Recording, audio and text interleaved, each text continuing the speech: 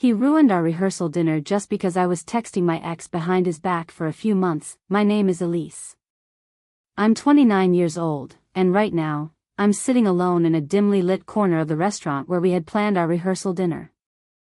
It should have been a night filled with laughter, promises, and the kind of warmth you don't forget. Instead, it's the night that has been eating me up from the inside out. I need to confess something I've kept buried beneath all the smiles and forced calm. I was texting my ex behind his back for months. Not because I wanted to hurt him, but because somewhere along the way, I started to feel invisible in my own relationship. It's a truth that tastes bitter on my tongue, but I can't keep it inside anymore. When I first met Jonah, everything felt electric. Our connection was immediate, a spark that set off fireworks neither of us tried to tame. I remember the way he used to pull me close, his hands warm and steady against my back. There was a softness in his touch, a kind of magnetic energy that made me feel safe and wildly alive all at once. Our kisses weren't just kisses, they were promises, a silent vow that this was where I belonged. But that was a long time ago. In the beginning, every touch was a conversation, every glance a secret language between us. We spent nights wrapped up in each other, tangled limbs and whispered dreams filling the spaces between heartbeats. I was his girl. And for a while, that was enough. Slowly, though, the heat between us started to cool. The way he held me changed, not gentler, but more like a possession. There was less warmth and more weight, like a quiet demand for something I couldn't give. I'd reach for him in bed, hoping for the softness I once knew, but he'd pull away, distracted or exhausted. And I'd feel the space grow between us, physical and emotional, until it was all I could notice. Our cuddles became mechanical, the kind of hugging that felt less like comfort and more like a routine chore. His arms around me didn't bring the flutter of my stomach anymore, they felt like walls closing in. I stopped reaching for him. I stopped asking. And I started texting my ex. It wasn't about rekindling what we had. It was about feeling seen, heard, and wanted, things that had slowly slipped away in the quiet corners of our relationship. Each message was a small rebellion, a way to remind myself that I was still capable of desire, still human beneath the weight of our silence. That rehearsal dinner was supposed to be perfect. A celebration of the life we'd built together, a last night before forever. But when Jonah noticed my phone lighting up in my lap, something in him snapped. The kiss he gave me that night, when he confronted me, wasn't the fiery touch I remembered. It was cold, sharp, like he was punishing me for my betrayal instead of trying to understand it. In that moment, as his arms tightened around me, not in comfort, but in accusation, I realized something had shifted irreparably. The man who once made me feel like I was the center of his universe was gone, replaced by someone I barely recognized. And maybe, so was I. Jonah's a firefighter. Always has been. The kind of man who faces chaos head-on, running into burning buildings while the rest of us scramble for cover. That part of him, the fearless, selfless part, is one of the reasons I fell in love with him. But in quieter moments, like the ones we share alone, that same instinct makes him rush in without fully seeing me. After that rehearsal dinner, things didn't calm down. If anything, they spiraled. Jonah started trying to fix what was broken between us with physical closeness. He'd pull me into tight embraces when I wasn't ready, press kisses to my neck and lips with a desperation that left me feeling suffocated rather than cherished. One night, after a long shift, he came home smelling like smoke and adrenaline, his arms already reaching for me before I could even close the door. "Elise," he said softly, voice rough but tender, "please, just let me hold you." I nodded, because I wanted to, God, I wanted to, but when he wrapped his arms around me, it felt like I was melting into someone else's idea of love, not the love I was craving. His hands were warm, but they didn't touch the parts of me that needed healing. His hold was a silent plea for physical connection, but I needed words, honesty, something deeper. "I don't know how to say this," I whispered, pulling back just enough to meet his eyes. I'm not okay. Not just physically. I need to talk, Jonah. He frowned, confused, like I was asking him to fight a fire he couldn't see. I'm here. I'm holding you. Isn't that enough? But it wasn't. Not anymore. There's a strange kind of loneliness in being held and still feeling utterly unseen. Our backgrounds couldn't be more different. I work as a graphic designer, an introvert who thrives on quiet, deliberate moments and careful communication. Jonah's world is loud, chaotic, unpredictable. He fixes things with action, not words. It's his nature to jump in, to shield, to protect. But love isn't always about saving someone. Sometimes it's about sitting in the silence with them, letting them tell you their pain in their own time. I tried explaining that, but every time I opened up, Jonah seemed to retreat. His frustration would build, and then the next hug, the next kiss, would come harder, more urgent, like he was trying to erase the distance with his touch instead of bridging it with his heart. One afternoon, I found him staring out the window, lost in thought. I wanted to reach out, to cross the gap between us, but the words caught in my throat. Instead, I sat beside him, fingers grazing his arm lightly. He turned, eyes dark and tired. Talk to me, Elise. I'm scared, I said finally. That we're losing what we had. That you don't see me anymore. Jonah's jaw tightened, and for a moment, I thought he'd say something to reassure me. But instead, he shook his head, stepping back. I'm doing everything I can. Maybe you're just pulling away. I wanted to scream that it wasn't about distance or rejection. It was about needing him to understand me. Not just hold me like a broken thing to be fixed. That night, I lay awake, fingers scrolling through old messages I'd sent to my ex, the only person who'd ever made me feel heard when I was silent with Jonah. The guilt twisted inside me, but so did the ache for connection that I wasn't finding at home. We were caught in a loop. Jonah's love was loud and physical, mine was quiet and desperate for emotional presence. Neither of us knew how to break free. I can still feel the weight of that evening pressing down on me, the way Jonah's hand landed on my lower back as I reached for the wine bottle. It was meant to be playful, but all I could do was flinch, the sudden touch jolting me like a shock I wasn't prepared to receive. He caught my reaction, eyes narrowing slightly, but he said nothing. Later, when he leaned in to kiss me, his lips warm and familiar, I forced myself to respond, but inside, I felt hollow. His kiss wasn't the promise it used to be, it was more like a routine, a habit we were both trying to keep alive but couldn't fully believe in anymore. I pulled back almost immediately, not because I didn't want him, but because I didn't want to feel this disconnect anymore. Hey, he said softly, brushing a stray strand of hair behind my ear. What's wrong? I wanted to tell him everything, how every touch felt heavy, how I was desperate for something more than skin-deep affection. But the words tangled in my throat. Nothing, I said, forcing a smile that didn't reach my eyes. Just tired. He sighed, and I saw the hurt flicker there, quick and almost hidden. He stepped closer, hands tracing the line of my jaw. I closed my eyes, willing myself to want this, to want him the way I used to. But all I could think was, why does everything have to turn into sex? He tried again later that night, his hands softer this time, more careful. He whispered my name, pressed gentle kisses to my collarbone, hoping to find the warmth we'd lost. And yet, I felt nothing, not the spark, not the comfort, not the intimacy. I pushed him away gently, feeling tears sting behind my eyelids. Jonah, I'm not ready. He looked so confused, so frustrated. What do you want from me then? I swallowed hard. I don't know anymore.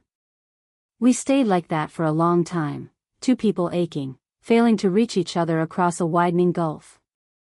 I wanted to lean into him, to let go of the walls I'd built, but every attempt felt like hitting stone. That night, we sat across from each other at the dinner table, the one Jonah had insisted on for our rehearsal celebration. The candles flickered softly between us, casting shadows on his tired face. I wanted it to feel special, but inside, I was unraveling. He reached for my hand, fingers curling around mine like they always used to. "Elise, please. Talk to me." I swallowed the lump in my throat, the ache inside swelling until it couldn't be held back. "Do you even see me anymore, Jonah? Not just the body, not just the fiancé you want to hold and kiss, but me? The person who's been here, trying to reach you for months?" His brow furrowed, confusion flickering in his eyes. "I'm here. I'm doing everything I can." "No, you're not." I snapped, voice cracking as tears spilled down my cheeks. "You're angry because I was texting my ex, but maybe if you had noticed when I started pulling away, or asked how I felt instead of just grabbing at me like I was some prize to win back, none of this would have happened." The words hit the table like a bomb. Jonah went silent, his hand dropping from mine as if burned. The air between us thickened with hurt and disbelief. "I never wanted to hurt you," I whispered, voice breaking. He looked at me then, really looked, and I saw a mix of pain, anger, and something deeper, fear. "You ruined our rehearsal dinner just because you were texting your ex?" His voice was low, but sharp. I flinched, shame flooding me in waves. I didn't want to. But I felt invisible. Alone. I was desperate for something real.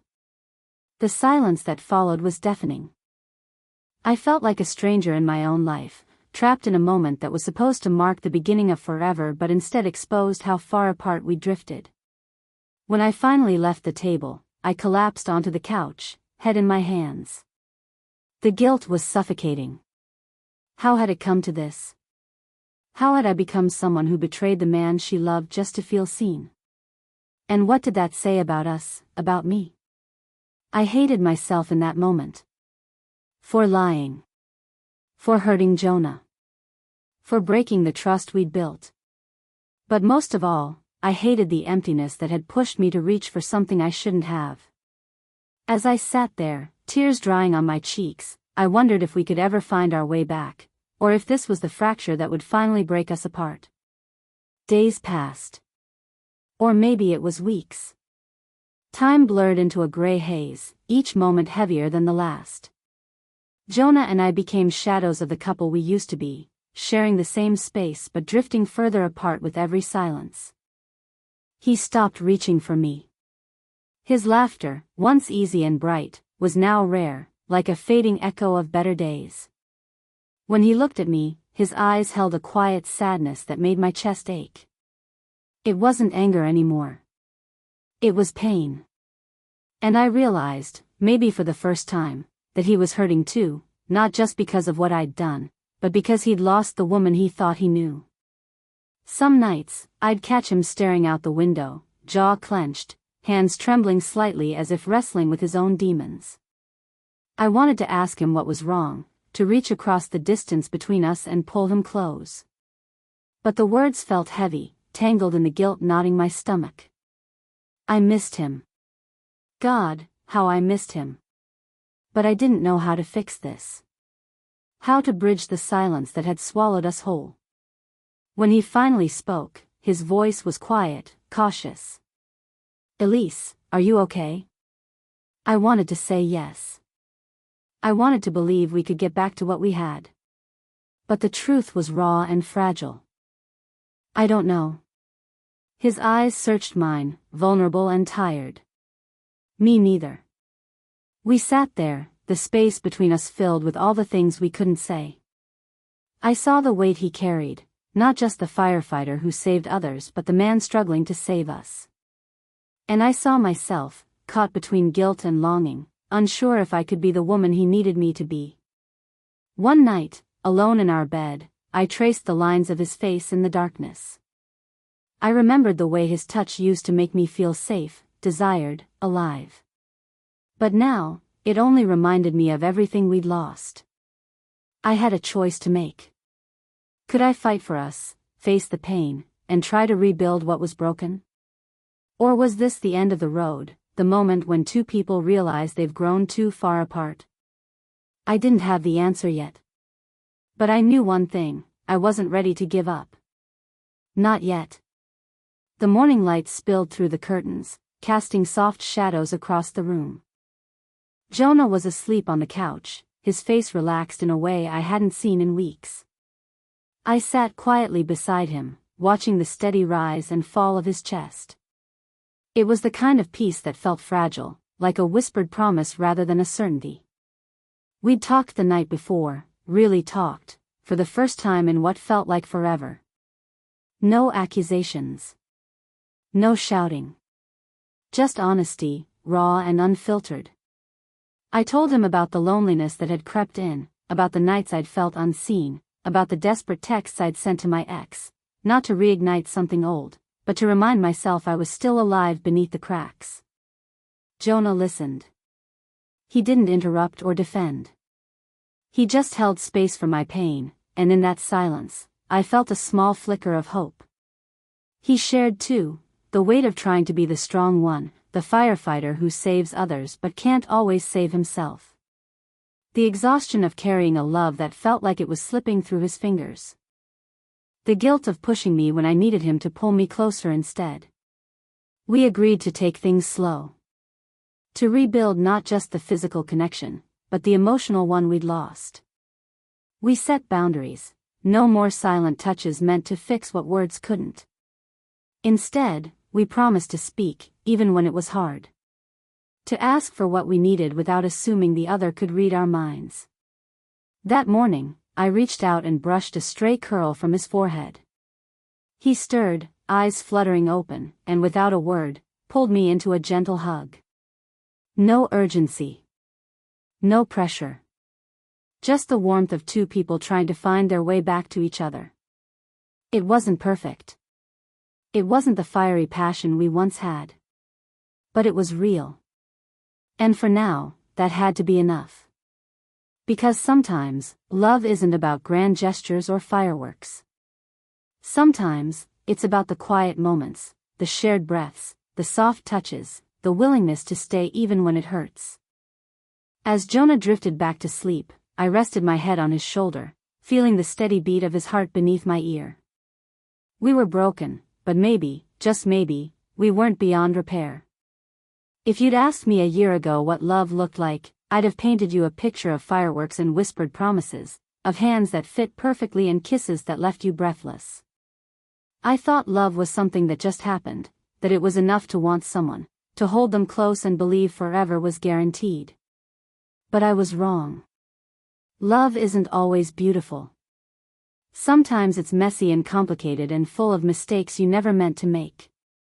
Sometimes it's about the silence that grows between two people when they stop seeing each other, not really. Sometimes it's about texting an ex in the dark because you're desperate to feel seen, even if it means hurting the one who's still standing beside you. I learned that desire isn't just skin deep. It's not just about the way someone's hands feel or the way their lips move. Desire lives in the spaces where two hearts truly meet, in vulnerability, in honesty, in the courage to say the things that scare you the most. I learned that emotional intimacy isn't a given. It's something you build every day, brick by fragile brick. It's about listening without judgment, holding space for pain, and being willing to stay even when the easy thing would be to walk away. Jonah and we're still figuring it out. Sometimes we take 2 steps forward and 1 step back. Sometimes we get lost in the silence. But we're here, and that means something. Maybe it's not the kind of love you see in movies or read in novels. Maybe it's quieter, less glamorous. But it's real. And it's ours. If there's one thing I want you to take from my story, it's this: loving someone means being brave enough to face the parts of yourself and each other that are broken. It means choosing connection over comfort, truth over ease. And sometimes, it means learning to forgive, not just the other person, but yourself. Because in the end, that's where love really begins.